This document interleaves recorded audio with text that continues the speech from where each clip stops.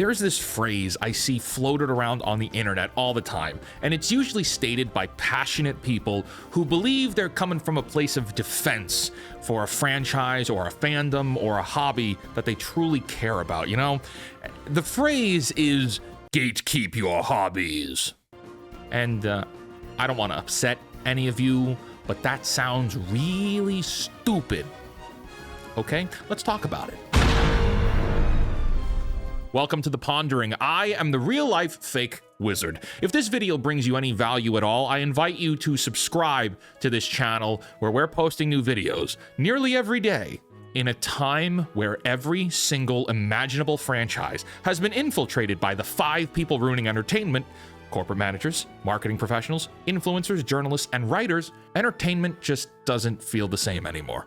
Many beloved franchises have had their hearts kali-ma torn out of them and replaced by paint-by-numbers mediocrity. Sometimes this is rooted in political ideologies, sometimes it's rooted in malevolence towards the fans, and sometimes, and I'd like to believe this more often than not, it's rooted in absolute sheer incompetence. People are promoted to positions they never, ever should have been promoted to. There is a lot of unqualified people getting work they're not ready for, but also a tremendous amount of failing upwards in the industry. You take a guy like James Mangold here. Now, Mangold did Logan, and that was pretty good. I have a deep disgust for the Fox X-Men films as a Marvel Comics X-Men fan, but overall, Logan was good. And then he gets Indiana Jones' Dial of Destiny, and it's a complete failure in every possible way imaginable. Financially, culturally, the branding was bad. Mangold even took to Twitter to argue with fans, which is never a good idea. And then, instead of recognizing this failure and someone saying, "Mr. Mangold, you're done with legacy properties, go do the Bob Dylan movie instead where you're probably better suited," Lucasfilm hands him the origin film of the entire Star Wars Jedi mythos. Yeah. And then he basically says he's gonna do his own thing. Quote, "I'm not that interested in being handcuffed by so much lore." Sure, the context is to explain why he's going like 50,000 years into the Star Wars past, but a statement like that makes me think you're gonna throw away more George Lucas canon because you can. And so we get stories like this every other month or so, but for every imaginable franchise that you could think of. Look, Netflix is doing a Narnia series of films with Greta Gerwig, and she said her inspiration is based in rock and roll.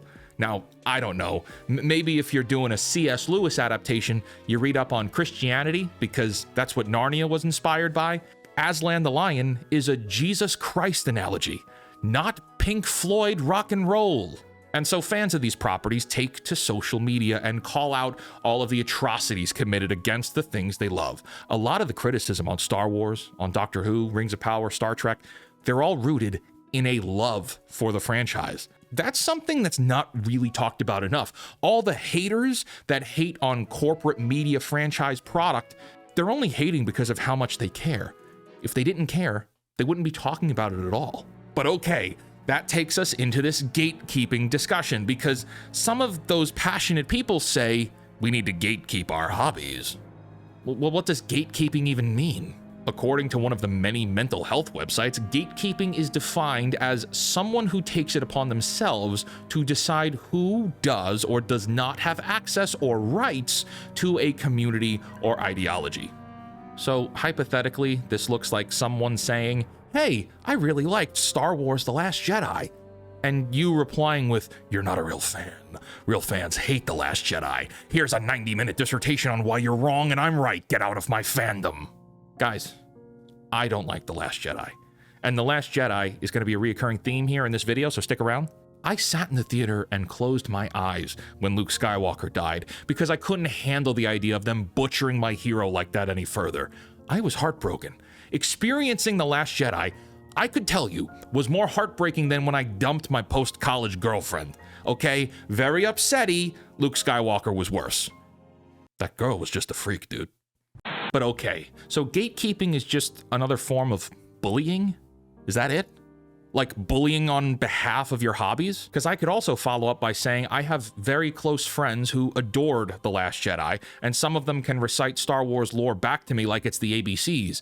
And these are people who've been there for me in some of my darkest hours, like ever, like in my entire life. But because we disagree on this factor in a hobby, I'm supposed to gatekeep them? Where is the line on gatekeeping your hobby? Who's the paragon of virtue to tell us what must be gatekept?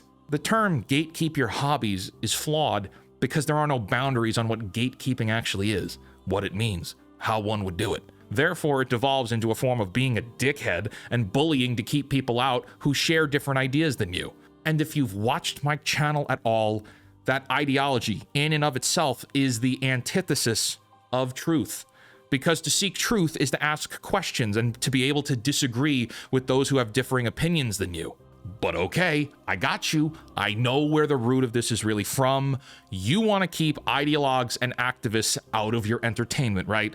Like, that's what this really comes down to? Let's bully the woke bastards out of our media? What if I told you that doesn't work? What if I told you this is a moot point? Let's bully the woke bastards out of our media? Ours? Yours? Mine? Theirs? Whose? It's not ours at all. Star Wars is not ours. It's not yours. Star Trek is not yours. Doctor Who is not yours. Lord of the Rings is not yours. Dungeons and Dragons, not yours. World of Warcraft ain't yours. Stranger Things, definitely not yours. Pokemon, someone else's. Halo, another guy's. Mass Effect, ooh, trendy. Every single hobby, franchise, fandom, character, and storyline you love from any of these mega franchises is not yours to claim. That's a very harsh reality that too many people can't accept. Luke Skywalker broke my heart, but there's nothing I can do to change that because Star Wars is not mine. We're sitting together in a sandbox, you, me, and Disney. We have fun making sandcastles, but when Disney kicks the castle down because he wants to throw a fit and because he's an entitled prick, guess what? There's nothing for you or I to do. It's his sandbox. We're at his house, and it's the summer of 1997, and people haven't figured out that sandboxes have carcinogens in them. So guess what? No more making mud for you. His mom is calling your mom to pick us up, and when you're 40, you'll get spontaneous lung cancer from all the silica in that sandbox. That's the real experience of being a loyal fan. Dedication to a cause where the person you're white knighting for doesn't know your name or care that you exist. And when you signed up for Disney Plus, you waived your right to sue them for the lung cancer they gave you. Good luck with chemo. Ooh, that was deep. The franchises and properties that you want to shield others out from are not yours to claim. But let's talk about those activists and woke moralists that you want to gatekeep away. Would you be surprised to know that they feel just like you? A few days ago, the entire staff of BioWare was let go. We now know that all of the writers who worked on Dragon Age Veilguard are no longer with the company. Veilguard is one of the most left-leaning ideological video games ever released ever, focusing on a plotline that directly deals with microaggressions, transgender ideology, and misgendering. And it was such a colossal failure that the entire studio has been decapitated and is being re-engineered. Now, would you be surprised to hear that the customers who wanted those ideologies to be included in these games are feeling betrayed that these developers are being let go? Roll the clip. Because Veilguard chose to represent, I guess. I don't know. However, it's just a lot.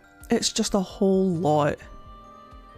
Because now I'm in a position where I don't think BioWare is on my side.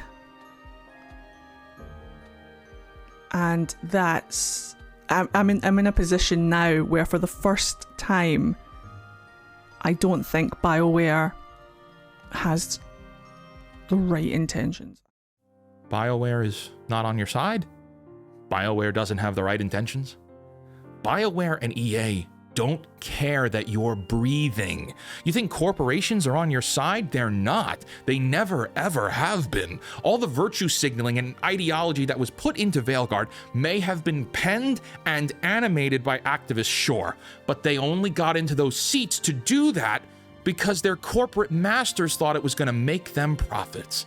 Now they know that misgendering in video games doesn't sell. Concord with their ugly characters doesn't sell. Mega IPs like Star Wars don't sell just for the fact it's Star Wars anymore. They need to get good again, or the Western buyers will flock to Chinese products without hesitation. Corporations are not out for you. They have never been on your side. People see that clip and laugh. I see that clip and it makes me sad. You know why? Because that was me. That was me on December 15th, 2017 at 6 p.m. in an AMC movie theater in New Jersey, who had to drive home telling myself it's all going to be okay. They're going to make it right, everyone. Everyone's going to be okay. Dave Filoni's going to get involved. They're going to fix it all. And you know what? They never did. And they never will. People are going to see this and think that I'm white knighting or defending woke moralists or ideologues. I'm not. I don't care about that. That's not the point. I'm trying to say we're all being lied to, and we all think we have some marvelous claim to say who or what can be in our little fake community that likes similar things. But no one ever considers the fact that we have no true claim on those things. I don't care who you are, or what you believe, or what your identity is. I don't care about changing society, or the culture, or politics. I care about the individual. I care about the person who's looking for a way to have a creative outlet. I care about the person who finds inspiration to be a better person because they heard a story of someone like Luke Skywalker. I care about the kid who uses video games as escapism because his life at home is a nightmare. And who the hell am I to tell them that they're lesser than because we don't see eye to eye on make-believe that's owned by a megacorporation? If we don't like megacorporations telling us how to think and feel that we're scum of the earth for existing, it's hypocritical to do that to someone else. Choose kindness instead. Disagree, discuss, make friendly. They may never, ever, ever, ever, ever reciprocate. They may not share anything like that. They may not be friendly to you. I'm not saying that they will be. But you can sleep knowing you did the right thing.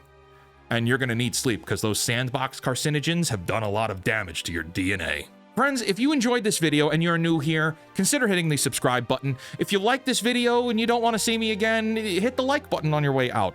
Thank you for joining me. This is a very important topic. My fear is that this is going to go over a lot of people's heads in the comments. And for that, see you there. Until next time, create, innovate, inspire, and for the love of God, cancel Disney+. Bye-bye.